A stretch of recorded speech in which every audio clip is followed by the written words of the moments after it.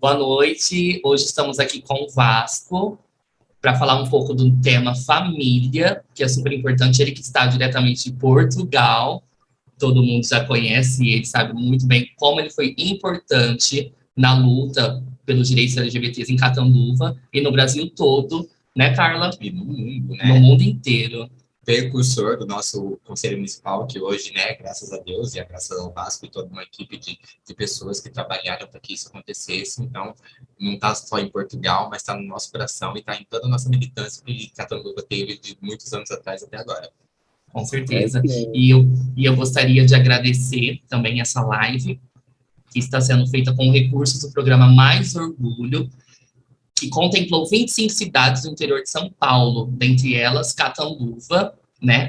Agradecer também o Museu da Diversidade Sexual de São Paulo, o Governo do Estado de São Paulo, os Amigos da Arte, Cultura em Casa, Juntos pela Cultura, e a Prefeitura de Catanduva e Secretaria de Cultura de Catanduva também. E não esquecendo o Conselho Municipal e COP, Organização da Parada da Diversidade de Catanduva. Maravilha. Boa noite, Vasco. Nós estamos aqui com o Vasco da Gama, diretamente de Portugal, para falar do tema hoje, família. E primeiramente a gente está vendo, né? Tá frio aí, Vasco? Tá frio, tá 5 graus agora aqui de noite. Meu Deus. E nada melhor que falar com o Vasco, né, gente, nessa questão família. Não só família homoafetiva, mas na questão família. O núcleo do amor, que é a família. Então, assim, a gente escolheu mais que nunca o Vasco para estar homenageando ele, para estar incluindo ele nessa nossa nova etapa, porque nessa nossa etapa de live, de várias outras formas de estar fazendo a Semana da Diversidade, a parada, que é novo para a gente, né? E hoje a gente está aqui com um convidado especial, tão especial ao ponto de estar construindo com a gente e construiu com a gente todo esse legado. Então, assim, hoje, falando sobre família, Vasco da Gama, diretamente de Portugal, e nós vamos iniciar as perguntas. Você está pronto, Vasco? Vamos lá. Obrigado pelo convite, estou super feliz de estar participando. Eu acompanho vocês tudo pelos jornais, pela net, pelo Facebook, eu vou curtindo também. Amo vocês. A gente também te ama. Bom, para começar, então, né, Vasco, a gente quer saber quando começou a sua luta dentro da comunidade LGBTQIA+. Conta para nós.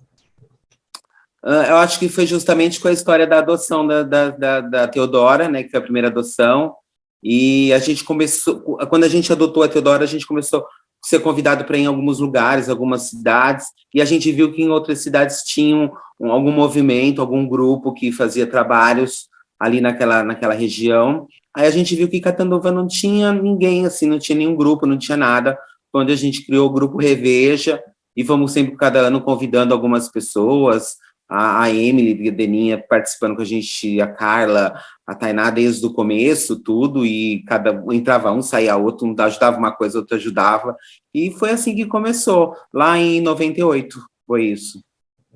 Então, em 98, você sentiu essa necessidade de abrir, de estar se movimentando, fazendo uma militância, ou algumas políticas públicas nessa questão LGBTQI+, correto?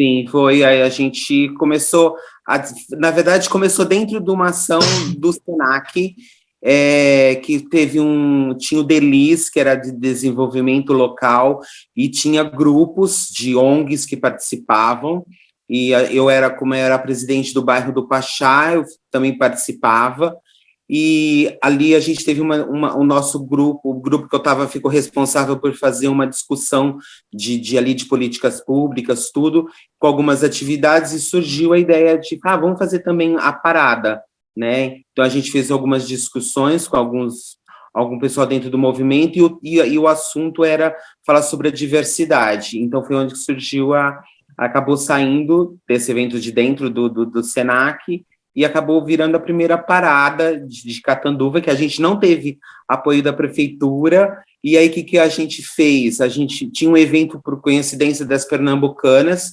naquele dia, e tinha na Praça da República, na Praça da Matriz, tinha uma atividade das pernambucanas cortando o cabelo, fazendo várias atividades o dia, a manhã inteira, e no final, a pernambucanas tinha que fazer uma caminhada. E aí a gente, o que fez? A gente marcou o encontro para parada ali naquele local, para pegar justamente o pessoal que estava participando das atividades das pernambucanas, que tem uma concentração de público ali também. Então, assim, a gente usou a desculpa para a prefeitura de que a gente ia caminhar, a caminhada, na verdade, era meio fake, que era uma ação da própria Pernambucanas, né? Porque eles não queriam deixar a gente participar, fazer tudo, né? Então, e a gente, tanto é que a gente foi da praça, paramos na frente da Secretaria de Cultura, onde foi fechada para a gente poder não usar banheiro, não poder entrar, nada, e a gente ficou naquele pedacinho ali mesmo na frente, tinha o supermercado Maranhão na época, e a gente ficou ali naquele pedacinho ali na frente da Estação Cultura, o pessoal fazendo shows, fizemos no meio da rua ali mesmo, sem fechar trânsito, sem nada, acabaram fechando por causa que teve uma aglomeração de pessoas que acabaram participando e descemos a Rua Brasil, dali da Praça da Matriz até a Estação Cultura. Foi isso. Eu lembro bem dessa data, porque eu estava lá, e eu percebi, assim, que de lá para cá tem mudado bastante na questão das pessoas que não têm vergonha mais de ir numa parada. Ainda existe, claro, aquele preconceito e tudo mais, mas eu lembro que na primeira parada em Catanduva, poucas pessoas quiseram ir por conta de se expor ali, com medo das pessoas verem e de repente, jogar pedra ou ser atacado na rua. Então, sim, como que você... não sabia, em 2008 a gente não sabia como que a cidade ia se comportar, como que ia reagir, como que a polícia ia fazer com a gente, tudo isso, tanto que a prefeitura, a princípio, falou que ia ajudar, e depois acabou voltando atrás, recebi ligações falando que não, que estava proibido, etc., que não podia fazer nem na avenida, não podia fazer aqui, não podia fazer nada, então foi isso. Mas eu acho que foi bom, é assim que começa, assim, eu acho que a gente tem que dar visibilidade para a causa, a gente está aí, a gente está sempre, tem que ter, é assim que vai, tem que dar a cara para bater. Então, é isso que vocês fazem, né? Para a gente completar essa pergunta com a sua resposta, então, desde 98, isso? Não, 2008 foi isso. 2008. A primeira parada foi em 2008, isso. Desde 2008, então, você já enfrentou esse preconceito com a adoção e logo após a ingressar na militância. A Teodora foi adotada em 2006 e aí foi onde começou a nossa militância dentro do grupo Reveja em Catanduva, foi assim. Perfeito. Ô Vasco, Carla, você sabe como foi isso, você estava lá. Eu que ajudei a elaborar as perguntas, pode falar isso para ele. É verdade, é verdade. O Rafael era pequenininho. Eu lembro que eu tinha meu salão de cabeleireiro ali na frente da padaria. Sim. E aí eu via vocês tudo indo na padaria, tinha um jogo de vôlei, alguma coisa que vocês se reuniam e iam para a padaria. E aí eu falei assim, gente, eu preciso chamar essa bicharada, não sei o quê, preciso de alguma coisa. E eu marquei na minha casa uma reunião, aí eu comprei sorvete, comprei algumas coisas, não apareceu ninguém foi. Mas a gente se encontrava, a gente conheceu a Daphne, foi onde eu conheci a Daphne, a Nara, né? Aí vocês e a gente foi devagar e fomos se encontrando, conversando, trocando ideias e fomos indo. E aí tá esse sucesso que é hoje aí com vocês. Só para lembrar que eu também era novinha nessa época, viu? Ô Vasco, voltando no assunto sobre família, né? Que é algo bem importante falar sobre isso na nossa atualidade.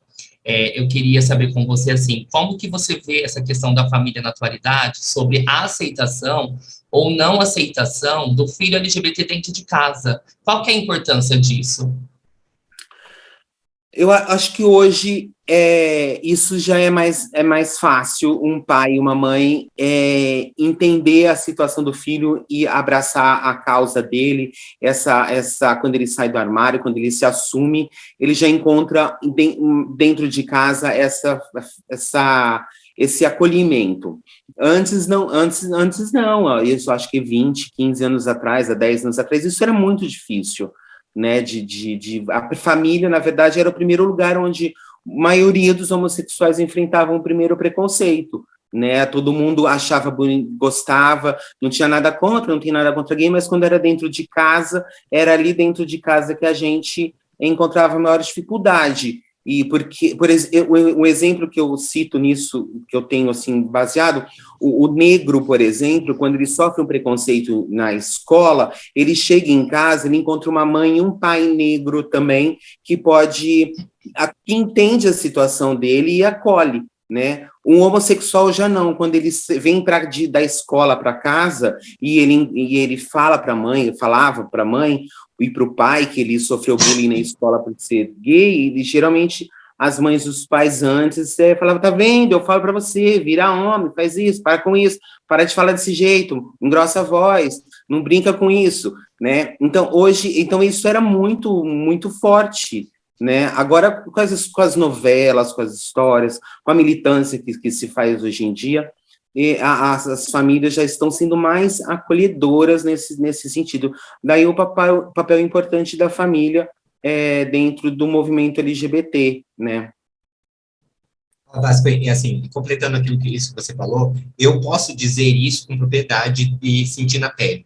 Sendo mulher transexual e sendo negra, eu sempre falo que eu fico em déficit com o movimento negro, porque assim, eu não me vejo, não que não seja necessário, é necessário, mas eu não me vejo nessa necessidade de estar dentro do movimento, com tantas pessoas capacitadas lá, e a escassez de mulheres transexuais dentro do movimento LGBT. Então, assim, eu sei do tanto da necessidade, por causa disso que você falou, que quando, em questão do racismo, eu chegava em casa e falava com meus pais, me chamaram de negro, não sei o quê, e aí me ensinavam a rebater. E aí, quando eu comecei a entender a minha condição de transexual, aí ficou difícil de falar em casa, ficou difícil de ter apoio. E por isso que hoje eu falo que eu sou muito necessária dentro da comunidade LGBT. Por quê? Porque a gente não tem dentro de casa quem nos apoie, quem nos defenda. Então, assim, é muito necessário eu, como mulher negra, estar dentro da comunidade LGBT. Para quê? Para que a gente possa mostrar que a gente não tem apoio dentro de casa. E o apoio da família é muito importante. O apoio da família para nós LGBTQI+, é muito importante para não só o preconceito de fora não chegar até a gente, mas o preconceito de dentro não matar a gente também. Sim, era o primeiro, os homossexuais dentro de casa é o primeiro lugar onde eles acabam sofrendo. É verdade. Ô Vasco, a gente sabe que você foi o primeiro casal homoafetivo no Brasil, que isso é de suma importância para o nosso movimento e para nós que somos catanduvenses, né? E eu queria saber com você qual que é a importância das mães da diversidade na luta pela comunidade LGBTQIA+, também. Eu acho que o papel das mães pela diversidade, eu acho que as mães fazem aquele papel que toda mãe faz. Além de acolher a gente, né, o filho que é homossexual, ela também pode falar por ele. Quando a gente tem um problema na escola, quem que vai na reunião? É a mãe da gente que vai lá, é a mãe da gente que vai defender. Aí eu acho que a mãe tem esse poder de poder ir lá e defender e com uma visão, muitas vezes até sem tomar partidos, não. Ela defende o filho homossexual e representando ele, mesmo não sendo homossexual, mas ela está lá para poder falar por eles. Eu acho que esse é o papel das mães pela diversidade. Ela faz esse acolhimento, ela entra na briga para brigar também, para defender. É o papel de uma mãe, né? Seja por ser homossexual, ou por uma briga na escola por alguma coisa, um estudo pelo trabalho, tudo. Eu acho que esse é o papel das mães pela diversidade, de poder ir até a prefeitura, ir até ao advogado, ir até o juiz, ir na saúde, falar e representar, falar por nós. Esse é o papel de uma mãe, falar por nós, defender a gente. Elas compram a nossa briga, elas compram, entram ali e saem da frente que elas estão chegando, né? Esse é o lema delas. E o bom, né, que o amor delas não é só para o filho, né? É para toda a comunidade LGBT, né? Que a gente tem aqui as mães da diversidade, e a gente é muito acolhido. E a gente vê que essa necessidade, né, das mães da diversidade, não só em Catanduva, mas em todo o Brasil e mundo, é isso mesmo, é desse trabalho da família poder lutar pelos seus, poder falar pelos seus. E é isso que eu lembro que uma coisa que você falava, Vasco, a família também tem que sair do armário. Tem, a família tem que sair, sim, é isso mesmo. Ô Vasco, agora mudando um pouquinho, assim, o nosso contexto, perguntar para você sobre religião. A gente sabe que você frequentava uma determinada religião, né, quando você morava aqui. A pergunta é o seguinte, você frequenta ainda essa religião, ou alguma religião aí? E como você vê a necessidade de falar sobre o assunto dentro do movimento? Dentro da religião. Dentro do movimento com a religião comparada ao grupo LGBTQIA+. Sim, eu sou messiânico desde os 5 anos de idade, desde pequenininho, frequentava aí em Catanduva, São José do Rio Preto, e aqui também continuo, que tem a igreja messiânica também tem aqui em Portugal, e continuo frequentando. Para quem é uma religião de estilo oriental, né, lembra muito o budismo, essas coisas, aqui eu também continuo frequentando. Porque ela me acolheu também quando eu falei que eu era homossexual. Eu em nenhum momento na minha igreja eu fui questionado com isso, falava que ninguém falou para mim que não podia, né? Na minha religião, graças a Deus, não tive essa situação. Então, por isso que eu acho que eu continuei, porque se eu tivesse alguém falado alguma coisa, teria trocado. Mas eu praticamente nasci messiânico e continuo. Eu acho, hoje existem algumas religiões, muitas igrejas que são inclusivas, né? E que acabam sendo especificamente, às vezes, só com o público LGBT, tudo, QI+, até. E então eu acho que isso acaba facilitando a prática da fé. Eu sou espiritualista, eu acredito que a gente tenha alguma coisa para aprender, para desenvolver, para acrescentar, para melhorar na gente, não só materialmente, mas também como espiritualmente. Eu acho muito importante se falar disso. Eu acho que a religião, ela vem de uma forma apoiar, orientar, explicar algumas situações. Eu acho que quando se tem essa visão espiritualista de o porquê disso, por que aquilo outro, por que estamos juntos, por que a gente está aqui, eu acho que a minha religião, pelo menos, me deu essas respostas. E eu consigo identificar muitas situações dentro do movimento LGBT que às vezes me responde nessa questão, às vezes, de uma coisa, dessa questão espiritual mesmo, do além, o porquê. Por que vocês dois estão aí fazendo isso? Por que eu já fiz antes?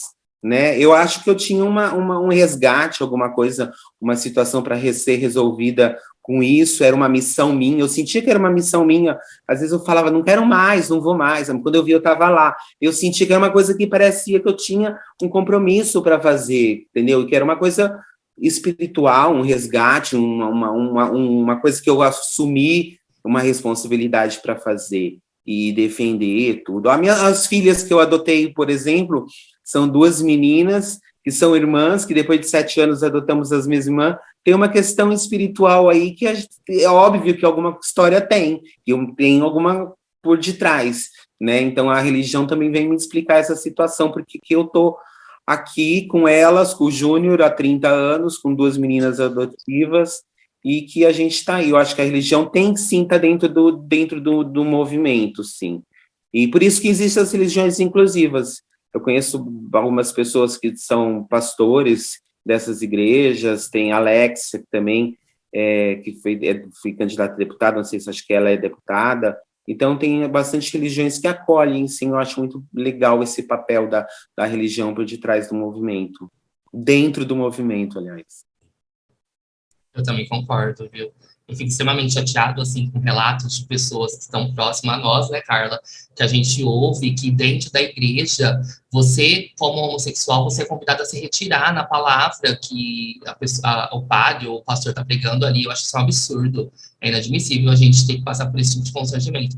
A gente vai ali em busca do caminho de Deus, para se sentir bem, e a gente sai de dentro de uma igreja totalmente perdido, desnorteado e chateado com tudo que a gente ouve. Infelizmente, algumas igrejas que têm a prática, que fala que amar ao próximo, na verdade, isso acaba deixando de se praticar, né? Então, é triste ver isso dentro de uma religião. Mas, graças a Deus, tem muitas que já aceitam. Amar o próximo se o próximo for hétero. Por aí. Exatamente. Eu, graças a Deus, e aos meus orixás, eu frequento o candomblé, sou muito feliz por ter sido acolhida lá, e é muito difícil essa questão de acolhimento e identificação. Então, a religião é importante na vida de todo mundo, independente de qual religião. Essa é a minha que eu escolhi, cada um aqui tem a sua, e o bom é que está se sentindo bem e acolhido. Então, assim, esse pessoal de religião tem que entender que o quê? Que o mandamento maior é amar o próximo. Então, assim, a gente tem que se amar e se respeitar. E a partir disso, deixar que Deus vai construindo na vida de cada um, o propósito de cada um, a intenção que ele tem para cada ser. É isso que eu acho. Eu Sim. também acho. Eu Com tive uma certeza. prima minha que falou, a Luciana Lave, ela é professora aí no Bom Pastor, e ela, quando eu estava saindo do armário e eu estava discutindo isso comigo mesmo, acabei conversando com ela, falando para ela que eu acho que eu era gay, assim, tal, e ela pegou e me falou, eu falei, mas e que Deus vai me julgar? Como que Deus vai olhar para mim agora, tal? Falei com ela e ela falou assim, Vasco, faz o seguinte, se realmente você ser homossexual é uma coisa ruim, isso for para sua balança das coisas ruins que você fez, use esse fato de você ser homossexual para fazer coisas boas, que na hora que, quando falar, você foi homossexual, não sei o quê, mas, ora, você também fez isso, que essas coisas boas possam pesar muito mais do que ser homossexual, de repente, seja uma coisa irrelevante lá em cima, né? Então, isso, ela falou isso lá atrás, eu nunca esqueci. Eu acho que eu acabei até acreditando nisso que ela falou, usei o meu lado homossexual para poder ter uma família, adotar crianças, dar uma educação, criar um movimento LGBT com uma visão que seja aceito de inclusiva na sociedade. Eu acho que eu sempre tinha essa cobrança minha comigo dentro do movimento nesse sentido de fazer coisas boas também, que é o papel que vocês fazem, o papel do conselho de vocês, o papel da parada é isso daí, é dar uma boa visibilidade, mostrar, reivindicar os direitos e se fazer presente. Sim. Vasco, agora mudando de assunto novamente, mas falando de uma coisa muito importante. Achou que a gente uma surpresinha para você. Olha aqui. Dois pais, sim. Dois pais, sim. Tá. Sim. Esse livro que você lançou, que é maravilhoso. Você lembra quando eu ganhei esse livro de você? Lembra? Pra você, não lembro quando eu te entreguei. No reunião de conselho? Alguma coisa Foi assim? Não. Foi na faculdade de Direito, que você foi dar a palestra lá. Eu roubei do Senac. Olha lá, gente. Meu Deus. Ela, todo lugar que ela ia, ela pegava um livro meu. Mas ela ganhou na prefeitura, ela ganhou não na fala parada. Das quentinhas, Vasco. Não fala das quentinhas. Ô Vasco, sobre o livro Dois Pais, que você lançou, como que você vê a importância desse livro? Teve repercussão positiva e negativa? E quais os planos para lançar outra biografia? Que a gente está aguardando.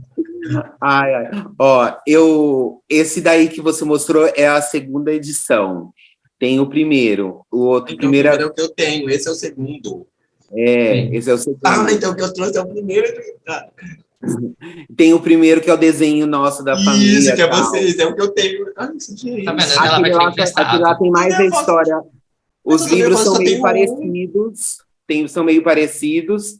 E esse daí tem, além do conteúdo do primeiro, tem a história da Helena também. Sim, né? isso. Conta mais da Helena, que a Helena, quando a gente escreveu o primeiro, a Helena estava meio que chegando, por aí não deu tempo de incluí-la. E a gente tem, e esse segundo, o livro eu acho que foi muito importante, foi super positivo, porque ele foi um marco na jurisprudência na questão de adoção. A adoção por casais homossexuais aconteceu primeiro do que o casamento, até. No Brasil, a gente inverteu a situação.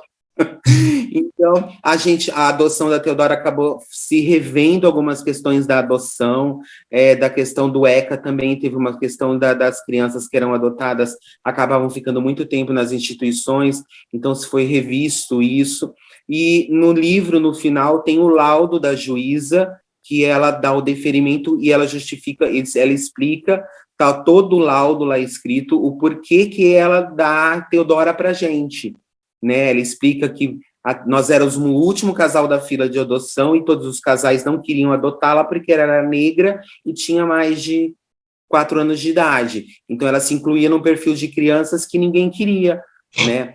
Então, isso é tudo explicado no livro, algumas situações nossas do dia a dia, para as pessoas verem que nós somos uma família comum, como qualquer outra família, que tem os seus dias, brincadeiras, coisas, as historinhas. E o livro ele acaba sendo referência para pesquisa, para dar jurisprudência para outros casos, tudo. Hoje a gente tem milhares de crianças já adotadas por casais, tudo. Então, o livro foi muito importante. Um terceiro livro, eu aqui em Portugal, não estou tendo muito tempo, porque aqui tenho que trabalhar muito no salão, e eu teria que mudar um pouco, apesar da gente falar a língua portuguesa, se eu lançar, de repente, o livro aqui em Portugal, eu penso em já fazer uma terceira edição aqui, eu tenho que mudar algumas coisinhas, talvez fazer, mas talvez seria até fácil alguém rever, algum português rever para mudar algumas coisas, mas a princípio eu não estou tendo tempo, não, para isso.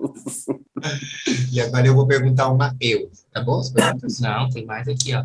Essa aqui é boa pra você perguntar, Carla, ela adora. Aqui, assim, ó. Ah, lá, polêmica. Essa é polêmica.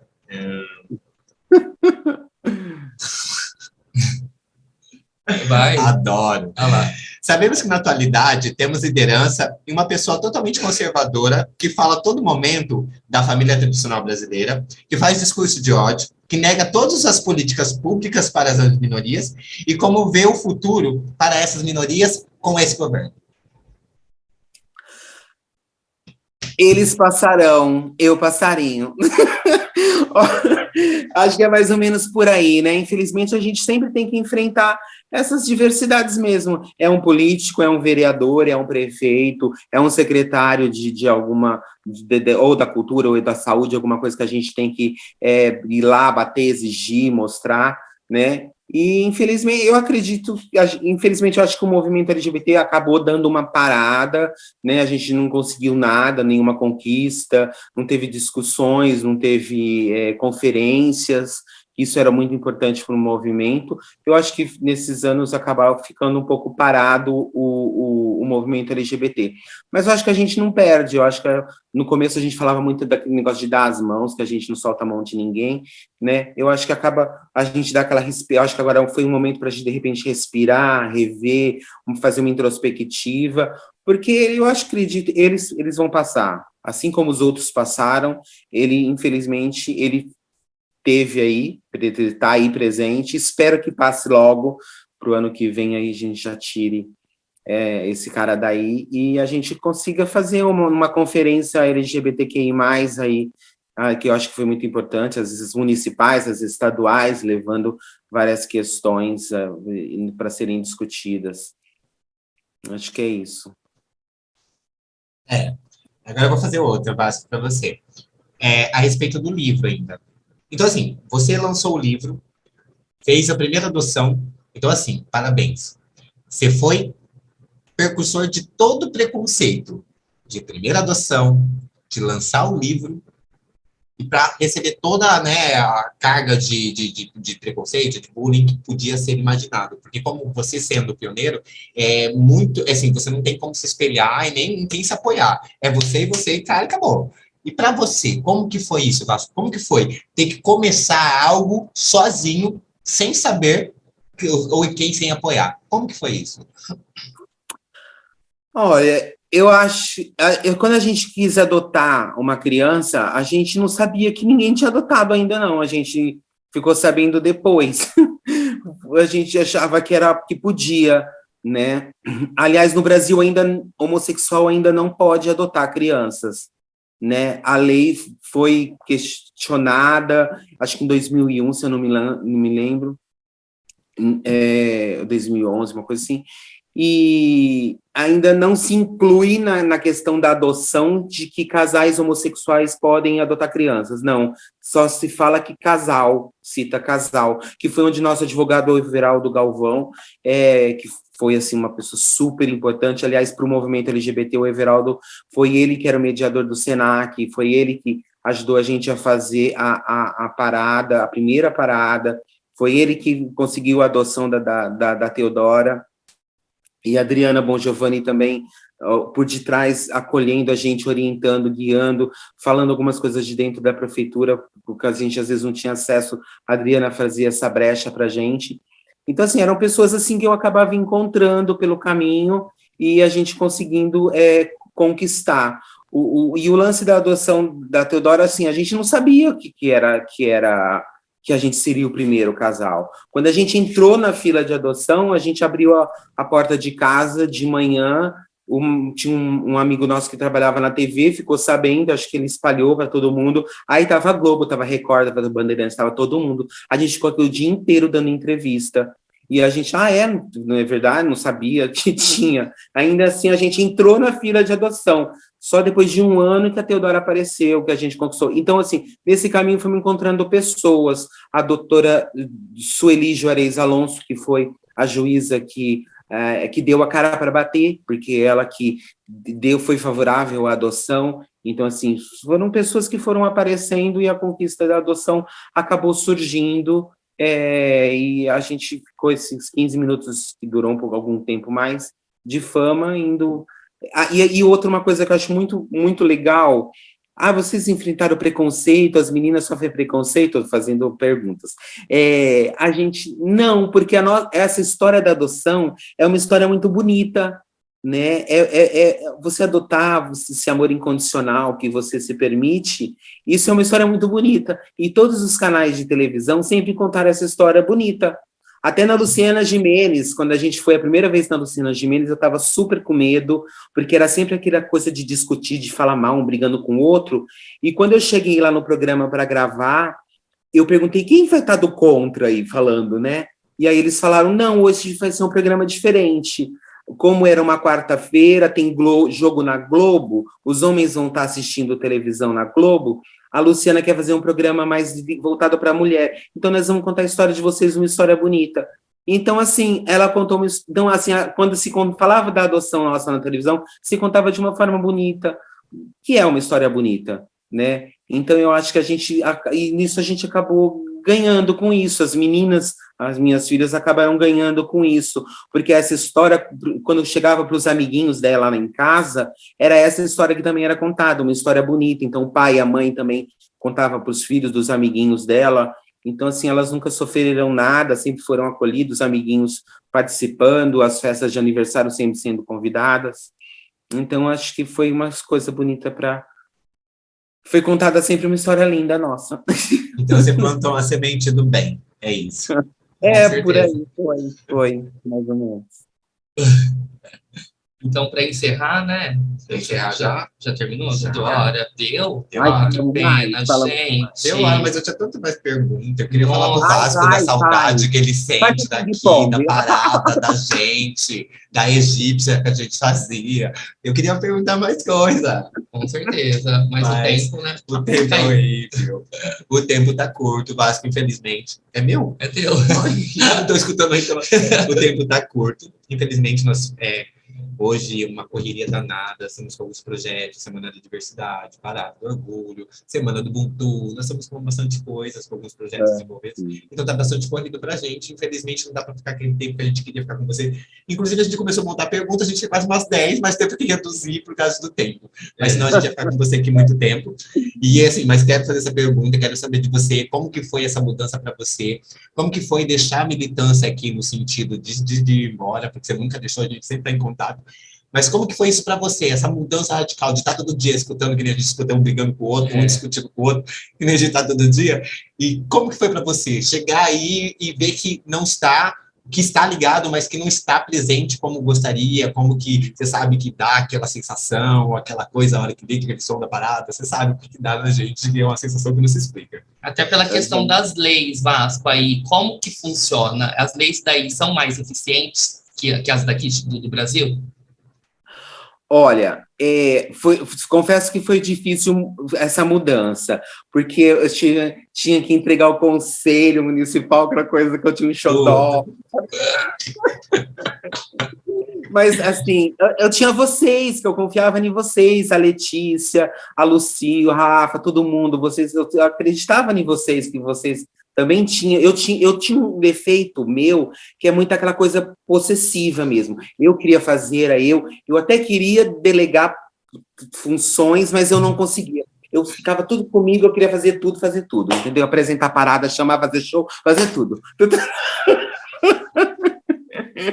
Então, isso acabava me sobrecarregando. né? Então, quando eu vim embora, eu falei assim, isso vai ser bom que, assim, vocês depois acabarem, cada um pegando uma função, veio as mães, tinha vários grupos, etc. Então, deu esse sucesso, e eu fico super orgulhoso quando eu vejo vocês fazendo as postagens das conquistas, das coisas, assim, eu fico super, assim, parece uns filhinhos meus, assim, que eu tava cuidando, né? E é isso. Aí, essa foi uma pergunta. Aqui para Portugal. Bem, mudar para cá, assim, eu tenho cidadania portuguesa, que meu pai era português, e quando eu tirei isso, eu fiz uma pesquisa de mudar para Portugal, o Júnior acabou levando a sério, e a gente veio mesmo por uma previsão, assim, de 2 anos para ver como é que era, se era bom, se não era, se ficou melhor, e graças a Deus a gente está super bem, super feliz. As meninas estão super bem, Teodora, a Helena tem uma educação também, é muito diferente da educação do Brasil, e eu trabalho muito mais do que eu trabalhava aí, né, porque aqui o aluguel aqui é muito caro. Mas, assim, eu acho que está tranquilo, tirando o frio, que eu não acostumei ainda, estou aqui tremendo aqui e tal, e eu acho que aqui a vida está, graças a Deus, para a gente está super bem, super feliz. E as leis aqui, eu acredito que o Brasil conquistou muito mais coisas do que Portugal. Apesar da gente ver muita mais na rua as pessoas dadas nas mãos, tem muito bar gay, muita boate que está na frente, assim, que funciona durante o dia, durante a tarde, as pessoas nesses barzinhos sentam na frente mesmo, ali para tomar uma cerveja, todo mundo passa, todo mundo sabe. Eu acho que essa homofobia não é tão explícita como é no Brasil, quando se mata um homossexual por dia. Eu acho que o preconceito maior aqui, eu acho que é mais por eu ser brasileiro, eu sofri mais por ser brasileiro aqui do que eu ser gay. E, assim, quando eu abro a boca e eles veem que é brasileiro, eles já... tem uns portugueses que não gostam muito, não.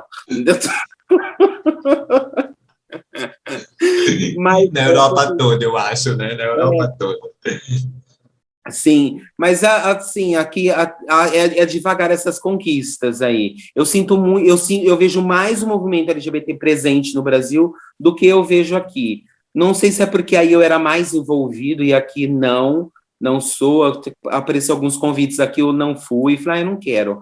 Eu não queria estar me envolvendo muito porque eu sou funcionário de um salão de cabeleireiro. Aí eu era dono de um salão.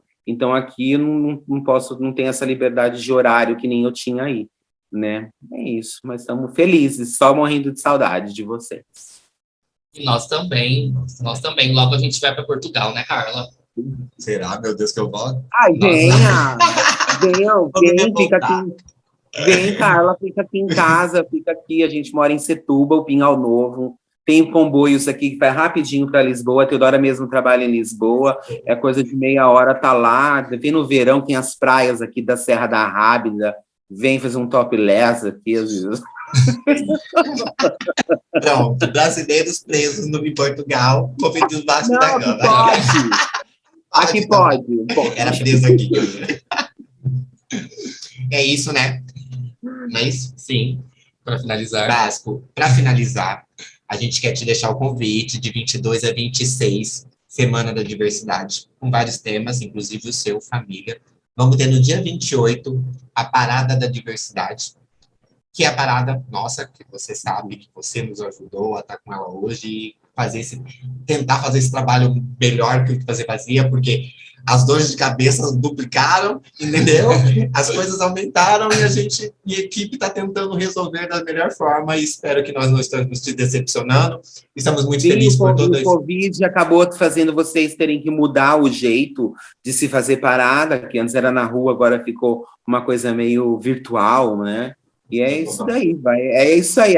A gente veio para isso, para a gente se renascer, nós somos fênix, a gente vai se renascer. Com certeza. E você não esquece da gente, o convite está feito, o conselho está aqui, nós precisamos muito das suas orientações, você sabe disso, a gente agradece muito tudo que você fez, não só pela gente, mas pelo Conselho Municipal e por toda a militância Catando Bens. tá? Então, aí de Portugal, se sinta abraçado, se sinta mordido e com saudade desses seus gritos na nossa cabeça. Pode ter certeza. Beijo, gente. Adorei ver vocês. Adorei. Morrendo de saudade também. Tá um sucesso. Parabéns. Dando beijo para todo Helena, mundo. E beijo na Teodora. Manda um beijão pra elas. Fala que a gente não elas esqueceu. Júnior, beijão aí também, tá? Júnior vai estar assistindo depois.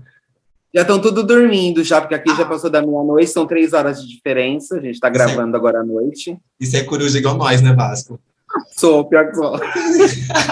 Então fica com Deus. Beijão. Beijo. Gente, essa foi mais uma live sobre família com Vasco da Gama, direto de Portugal. Agradecemos mais orgulho, Prefeitura Municipal, todos os envolvidos. E o Rafael, presidente do conselho, termina com a gente. Sim, gente. Vasco, muito obrigado mesmo. Depois eu quero um vídeo seu para a parada da diversidade, hein? Um videozinho que você me manda. Tá bom? Obrigado. Até mais. Boa noite.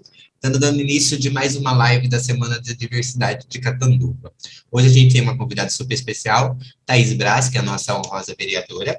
E nós vamos estar falando sobre o tema hoje, Dia da Semana da Consciência Negra. E nós também temos agradecimentos que a nossa Letícia vai fazer. Boa noite, pessoal. Boa noite, Thaís. É um prazer imenso ter você aqui. Boa noite. Nossa amiga, mas está aqui para nós, ainda mais no mês da consciência negra, né?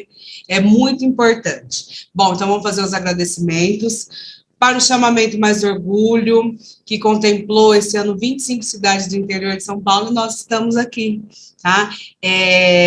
O Museu da Diversidade Sexual de São Paulo, Governo do Estado, o Amigos da Arte, Cultura em Casa, Juntos pela Cultura, a Prefeitura de Catanduva e a Secretaria de Cultura também.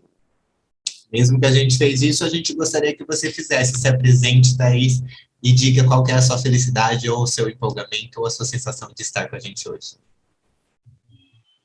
Boa noite, mulheres incríveis. Estou muito feliz, a sensação de estar em casa, né? Quando a gente está assim, com boas pessoas, bons amigos, amigas queridas.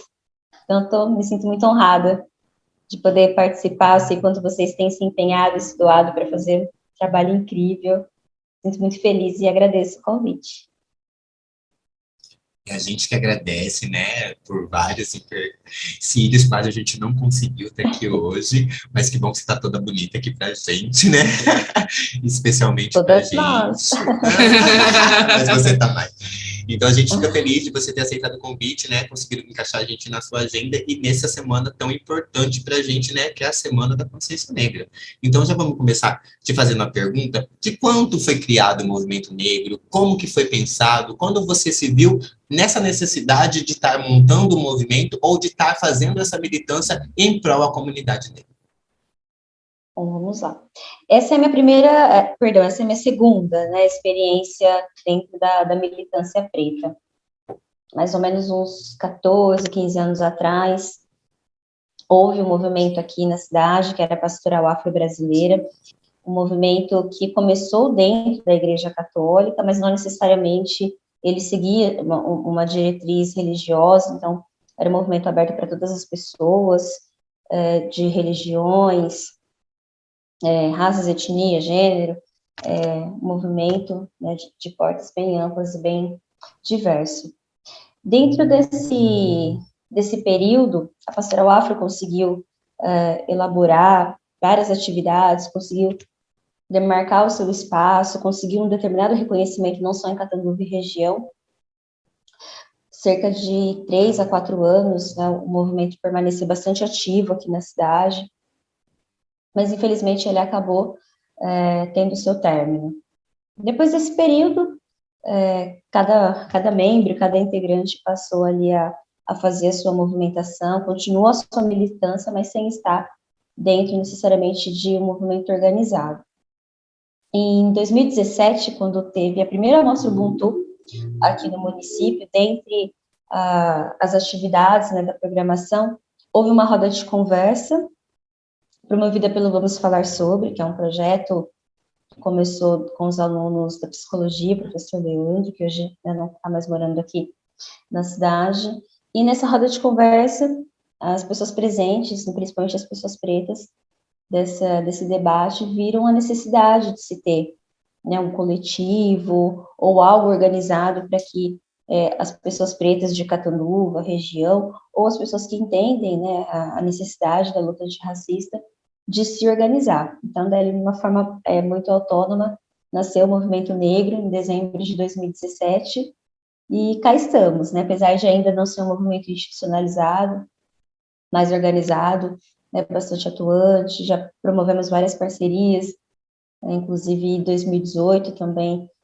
assinando aí o cronograma da Ubuntu, e de lá para cá, promovendo várias ações na sociedade. Então, hoje, a gente fica muito feliz, eu digo, enquanto membro, né, um dos membros fundadores, do quanto a cidade consegue hoje reconhecer, quando se pensa no referencial, né, da organização, da questão da comunidade preta, logo se lembra do MNC, Movimento Negro de Catanduva. Ô, Thaís, e qual a expectativa da criação do conselho? Pois é, já tem um tempinho que a gente tem esse sonho, né, de deixar esse legado. A gente pensa muito no conselho como um legado, de fato, para a cidade. O movimento, ele é um grupo de ideias, de pessoas, né, que querem revolucionar, que querem trazer o debate, a reflexão, criar oportunidades, seja junto à sociedade civil, setor público, enfim. Mas o conselho, ele tem, eu diria que uma longevidade maior, né, porque ele vai estar amparado sob uma lei, e pessoas que vão chegando, vão renovando. Então, desde o início, assim, do movimento, a gente tem esse intuito, estamos, né, trabalhando, escrevendo, se estruturando para, no ano que vem, conseguir, né, trazer e institucionalizar o Conselho Municipal de Igualdade Racial. Esse é o nome provisório, a gente está estudando, mas é um grande desejo que nós temos. E é muito importante, a gente percebe, que eu entrei no movimento, passei a ser do movimento LGBT, um pouco antes da criação da lei do conselho, eu entrei ali, né, quando estava se criando a lei, a gente estava fazendo projeto de lei ainda, mas eu entendo a força que teve depois do conselho, porque é como você falou, a gente entende que não vai acabar, que vai continuar. Tem aquela coisa, como que vai ser? Mas tendo um conselho, isso é mais provável que aconteça, né? Porque já não depende da gente, terão outros conselheiros, outras pessoas. Exatamente, essa a nossa linha de pensamento, né, que outras pessoas possam vir, contribuir com novas ideias, com novas ações, pensar também na questão da responsabilidade do poder público, né, de promover esse debate, de criar essas políticas de proteção, de integração, de oportunidades. Então, está sendo, assim, uma construção a várias mãos, mas que a gente está bastante otimista, e a gente acredita que várias pessoas, né, que tenham realmente essa vontade de engajo e compromisso também vão compor e vão conseguir tocar esse conselho. Vai sim, e pode contar com a gente enquanto conselho para tudo. E como pessoas pretas como também. pessoas pretas também. Sintam-se padrinhos já. Padrinhos e madrinhas desse meu conselho.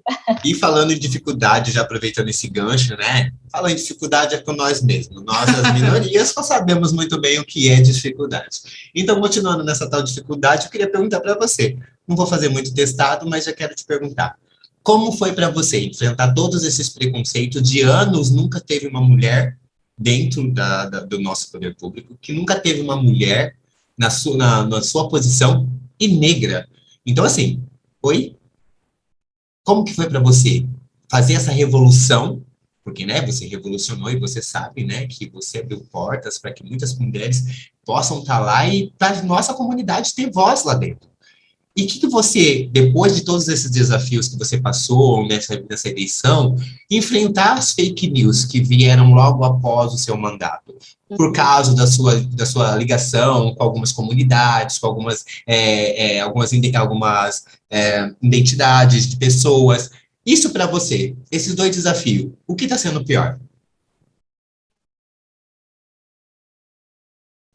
Eu vejo como dois desafios distintos. Primeiro, ingressar, e tanto quanto é manter-se.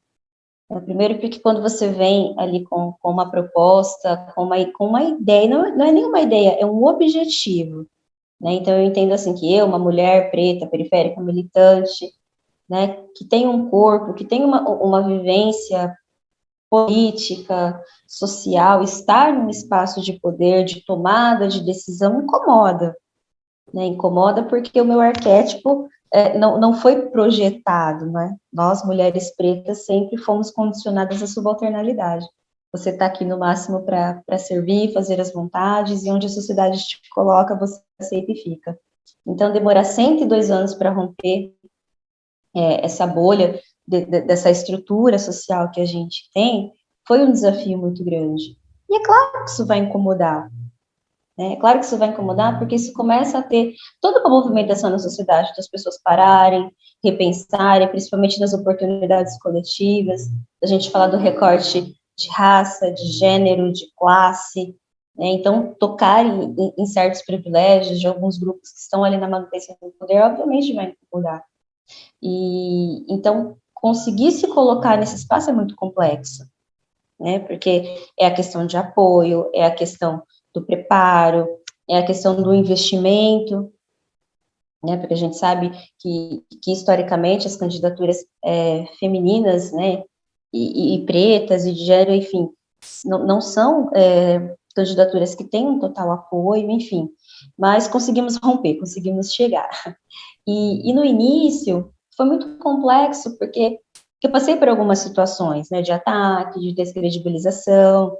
Até hoje eu me deparo, né, com alguns grupos ou pessoas que tentam a todo momento fazer uma movimentação para descredibilizar o trabalho, a pauta, enfim, né, é uma maturidade política que hoje eu consigo entender e lidar, mas desde que isso não afete a minha pertença, não afete as pessoas que eu defendo nesse discurso, né, de militância, de grupos minorizados, enfim.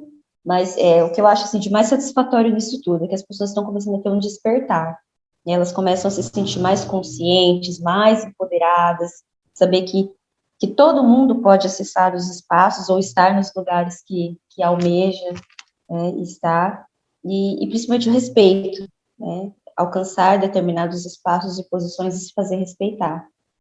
Então, esse caminho que eu venho tentando construir, eu vejo que é muito valoroso, não exatamente por mim, mas para as pessoas que virão, né, que se espelham nessa vivência.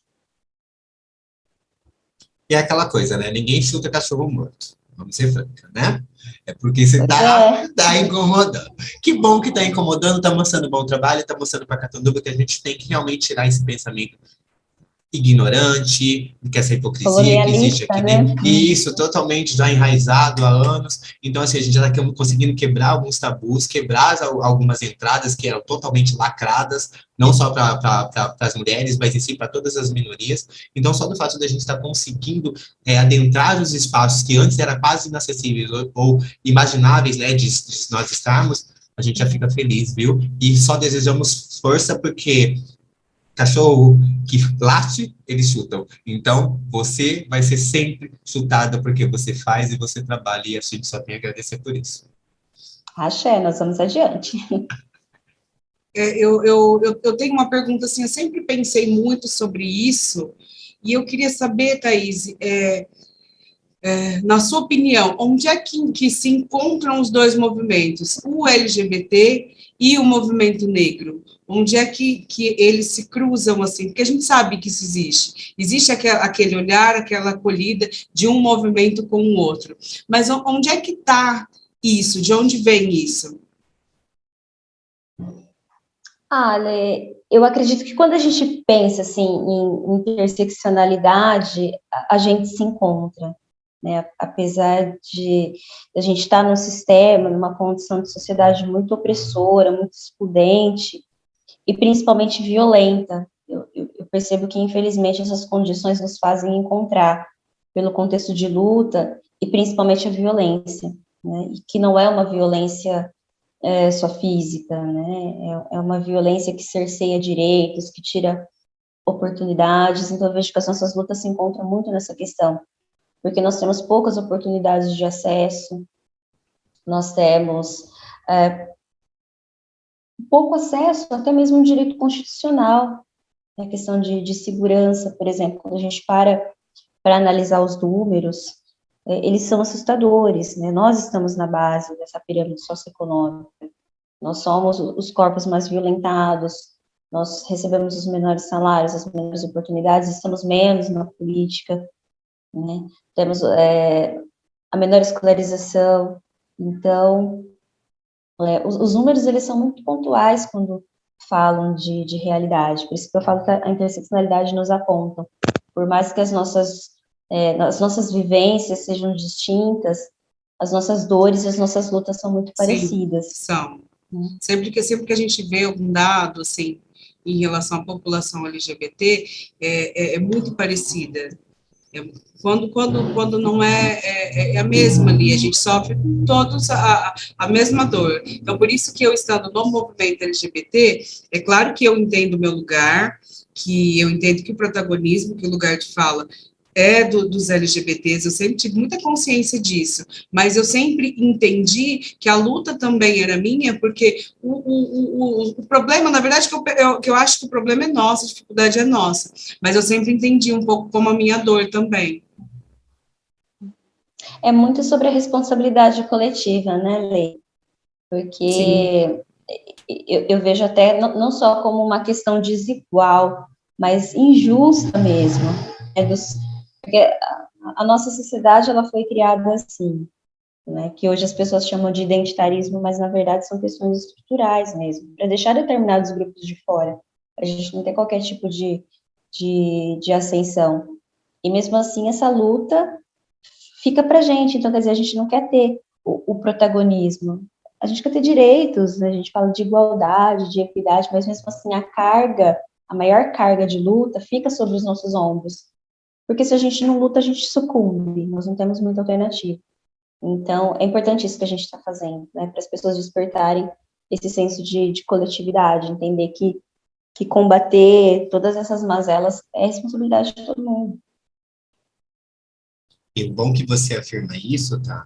Que isso não serve só para a comunidade negra, mas serve também para a comunidade LGBT, que nós necessitamos que muito mais pessoas se abracem a causa. Que muito mais pessoas, muito mais LGBT, que hoje vêm aqui assistir a nossa live, tá? Parabenizando a gente por o nosso trabalho, mas que não quer se incluir, que não quer estar fazendo parte disso. Só que é muito necessário e é muito escasso as pessoas que procuram. Então, você que está em casa, que queira estar fazendo parte do movimento MNC ou no movimento LGBTQI+, procure os canais, entre em contato, temos vários membros novos, né, no MNC agora, que o pessoal... Então, assim, você também que está em casa escutando isso, lute pelos nossos, lute pelos seus, e assim a gente consegue fazer um trabalho muito melhor em Catanduva. E eu acho que é questão de reconhecer também que se está aqui hoje é porque alguém lutou. Foi graças a lutas anteriores, porque é muito fácil, porque a gente ouve, assim, que é difícil ouvir, a gente tenta, né, mas enfim, que, não, esse negócio de militância, não, não precisa disso, só que se... Desnecessário, como eu já ouvi, você faz coisas desnecessárias. Isso, exatamente, mas se hoje nós estamos aqui, nós, mulheres pretas, foi porque pretas anteriores lutaram muito. É graças ao feminismo da mulher preta. E, assim, enquanto, né, lutavam por direito a trabalhar, a gente já trabalhava há muito tempo. Então, eu acho que é questão de reconhecer mesmo, sabe? E não falar, não precisa disso, não precisa ser desse jeito, não teve que ser desse jeito, e a gente está aqui, então, pelo menos reconheça, né? Que se tá é porque teve gente que brigou muito antes. Vamos falar de coisa boa? Então, vamos falar de coisa boa. Semana da Consciência Negra. E aí? O que a gente pode esperar do MNC? O que a gente pode esperar de Thaís Braz? O que a gente pode esperar da negritude catanduvense? Excelente. Bom, graças à vacina, né, a gente tem que exaltar a ciência, a vacina, os SUS, os profissionais, porque graças a toda essa movimentação a gente vai conseguir ter aí algumas atividades presenciais, claro, com os devidos cuidados, enfim. Então, a gente vai promover uma noite de celebração, porque é importante a gente conscientizar, refletir, mas também não só de dores somos compostos, né? A gente tem que, em dado momento, respirar um pouco disso tudo, celebrar as nossas vitórias, porque eu acredito que celebrar também é saudar a ancestralidade, né? Honrar, como a Lê disse brilhantemente, todos que vieram antes da gente, que abriram esse caminho. Então, é um momento também da gente estar ali nesse espaço.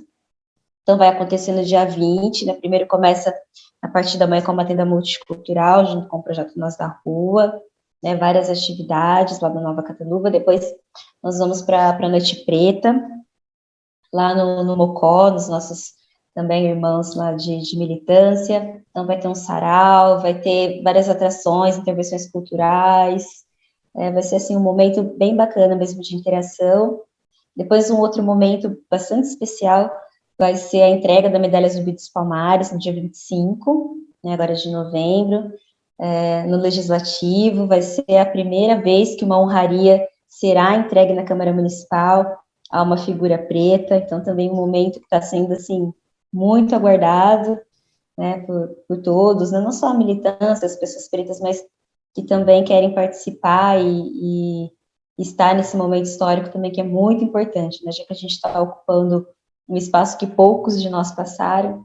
Então, vai ser também um momento muito especial. E aí, depois o movimento, né, vai fazer ali as suas reuniões, né, vai ter um recessozinho, e aí a gente volta a divulgar as atividades, né, para o primeiro semestre de 2022. Só repete a data para a gente e os dias para que quem estiver em casa ou quem assistir já está participando e não ficando em casa e nem deixando esse momento passar em branco. Porque a noite é Tá, preta, a noite Preta vai ser no dia 20 de novembro, a partir das 19 horas, no Mocó. Também as pessoas podem pegar a localização nas redes sociais do Movimento Negro de Catanduva. Quer passar? O Instagram é @MNCCatanduva. E o Facebook Movimento Negro de Catanduva. E a entrega da medalha vai ser no dia 25 de novembro, a partir das 18 horas, na Câmara. Também é uma solenidade, então é aberto. E preciso ressaltar também que está tendo a mostra Ubuntu, que está linda, né, que começou ontem a abertura, vai até o dia 23, né, Lê? Até o dia 23 também. Então está no site também da Prefeitura, ali na aba da Cultura, que toda a programação também está ali. Foi bom você citar isso, não existe separação, existe ações diferentes para o mesmo dia. Então, não são ações diferentes, são tudo para o mesmo dia, são tudo para a mesma comunidade, são tudo para a gente, né? Não só aproveitar a semana. E aproveitando que a gente está falando da consciência negra, o que é a consciência negra? É bem amplo. Eu entendo que consciência negra, porque muitas pessoas, a gente até brinca um pouco na militância, que é a semana da paciência negra. E eu falo da invisibilidade trans. A gente acaba despendendo até um determinado tempo e energia para ficar desmistificando esses conceitos de consciência humana, porque que não tem consciência roxa, cor-de-rosa, verde, enfim, né, dos discursos dos Morgans Freemans da vida. Então, para mim, o primeiro ponto é entender que nós precisamos, sim, dessa data, mas não apenas dela. Não apenas dela. Porque nós não temos uma sociedade ainda que nos trata como igualdade. Eu até costumo usar esse exemplo, né? A sociedade ela é um bolo, mas quando a gente senta para comer, as fatias não são distribuídas igualmente. Primeiro, porque nós não somos nem convidados a sentar na mesa. A gente está lá para servir a mesa. Basicamente, é para isso que a consciência negra serve. É um momento de reflexão. A gente reflete, a gente começa a ter consciência, e a partir da consciência, que a gente começa a trilhar um caminho de mudanças. E é até bacana falar sobre isso, Lê, porque eu penso que a gente precisa virar a chave já partir para as ações. Já tem um certo tempo que debater é importante, a informação é importante, né? Tem surgido vários autores, pensadores, influencers também, pessoas que criam bons conteúdos, mas a gente precisa estar um pouquinho já mais à frente, né? O debate, ele acontece principalmente nessa data, a gente precisa começar a ampliar o nosso leque de ações. Então, a consciência negra basicamente serve para isso. É um pontapé de como a gente vai construir os outros 11 meses do ano dali para frente, dar condições para a população preta viver com dignidade.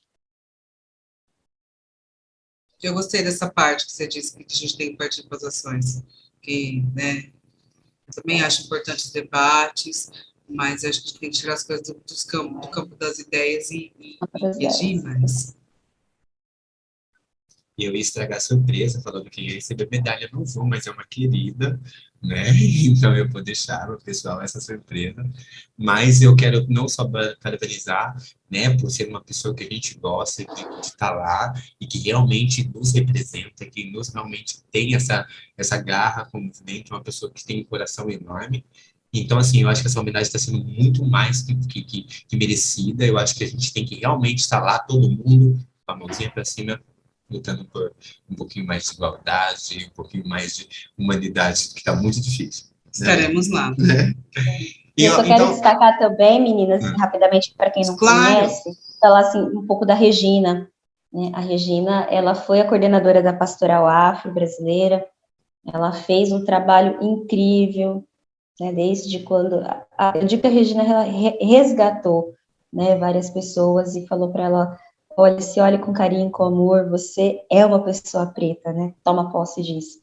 E aonde ela está, ela revoluciona, educadora, é uma mulher incrível, então ela merece receber essa homenagem também representando, né, tantas pessoas que atuam na militância, que já atuaram na militância aqui na nossa cidade também. sim, muito mais que merecido. E, infelizmente, nosso tempo é curto, mas tá tão gostoso esse bate-papo que a gente ficou aqui tão... Pois é. Não, é assim, vieram avisar a gente que tá meio assim, sabe, no tempo, e a gente tá esquecendo, e a gente tem um monte de pergunta para falar para você, tá? Ou para perguntar para você. Infelizmente, nós vamos deixar para o outro momento. A gente quer agradecer sempre o seu apoio com a nossa comunidade, o seu pegar para você as nossas dores. E, ó, não tenho nem palavras para agradecer o quanto isso faz bem e é necessário para a gente. É isso que eu gostaria que você entendesse. E também gostaria que você entendesse que nós do movimento LGBT, toda vez que a gente via você lá em cima do trio, toda vez que a gente via você lá embaixo no público, saber que você, independente de antes de vereadora ou pós-vereadora, você nunca deixou de abraçar a causa de estar com a gente. Então isso tem que ser bem dito. Porque assim, as pessoas só aparecem para a gente como vários lá, né, do seu lado, que, no dia da parada, todo mundo quer tirar foto com a gente, para falar que esteve na parada, mas nunca ouviu sequer um questionamento, como a porta do seu gabinete sempre esteve aberta para a gente. Então, é só agradecer e falar para você, que nós não temos palavras e nem dimensão de falar o quanto é gratificante e necessário essa sua abertura, esse seu carinho pela nossa comunidade. Muito obrigada, Thaís, e você nos representa. E eu quero que você deixe para a gente, tá, uma mensagem da Semana da Consciência Negra, para que fique gravado que a gente sabe que nós temos nossos direitos. Não precisamos ficar brigando e nem explicando essa semana. Então, nos poupe, por favor. Primeiro, agradecer, né? Agradecer vocês que são amigas muito queridas, não só da militância, mas da vida, dizer que essa conquista, que aquele espaço é nosso. Aquele espaço é nosso, a gente tem muito ainda para construir, para revolucionar. Então, sintam-se parte, eu me sinto muito honrada de poder fazer parte, né, dessas mudanças. Então, contem sempre comigo. Minha total gratidão também, parabéns pelo projeto, que eu sei da correria, da dedicação, então também parabéns para vocês. É um recado muito simples, né? Vai ser um ponto de... Nós só queremos igualdade, nos deixem ser quem somos. É exatamente isso. E quem criar e quem quiser, porque a consciência a gente não impõe, se cria a partir do querer. Para quem quiser compor, para quem quiser despertar essa consciência, as portas estão abertas. Como eu disse um pouco, ela traz uma responsabilidade coletiva, né? O protagonismo é nosso, mas a mudança não cabe somente a nós. Então, deixa o povo preto viver, deixa o povo preto ser feliz, deixa o povo preto ter dignidade, deixa o povo preto ter abundância. É só isso que a gente não vai parar. Arrasou. Que Oxum te cubra com todo o ouro, com toda a luz, que Yansan te proteja de toda a guerra, e que Oxalá te dê toda essa sabedoria e toda essa clara evidência que você tem em falar com propriedade, com carinho, com respeito e com empatia com os demais. Muito obrigado. Tá? Axé, amiga. Axé. Axé, amigas. Beijos e sucesso para vocês.